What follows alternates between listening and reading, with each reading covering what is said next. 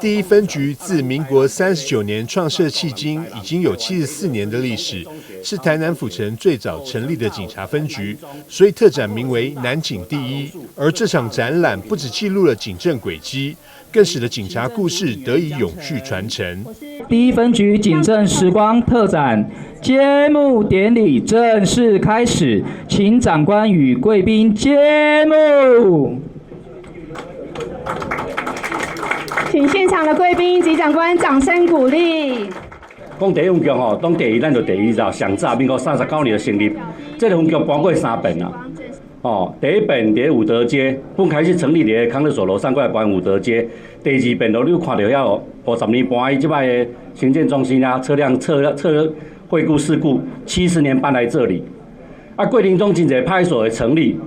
其中有一个胜利派出所，78年3月搬去林森路。叫东宁派出所，这个代表讲胜利派出所两个意义啦。第一个是讲局长的意义，伊伫讲胜利派出所做个锁定。第二个意义吼，伊搬去东宁派出所先靠阿伯吼，要囤土囤几啊吨安尼啦。伊莫讲迄钱拢摕去当拢摕去囤土啦，囤东宁派出所讲这个故事。所以一个第一分局严格的才有出现。第二吼，这有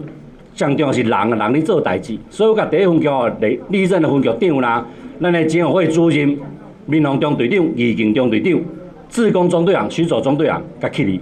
有表示讲，伊咱做啥代志，大家后盖来第一分局参观，有一个意义，有一个参与感。市府副秘书长殷世袭也亲临现场，表达对于警察同仁的感激之情，并在致辞中强调，警察是社会秩序的守护者，因为有警察辛勤的工作，才能维护民众安全与和平。且透过民力的支持及协助，共同打造更完善及坚固的治安环境。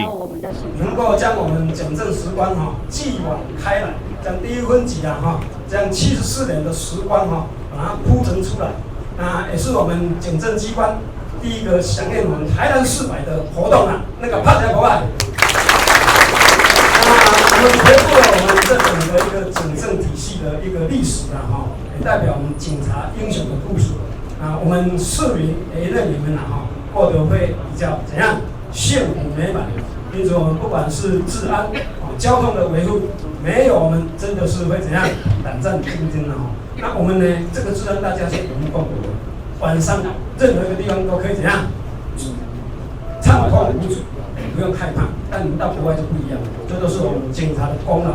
那尤其我们在检查还有很重要，是要结合民力。我们有民力有怎样？我们有我们的警友，对不对？还有义警，以及我们的巡守，还有我们的志工，对不对？还有一个什么？民法，很重要的民法。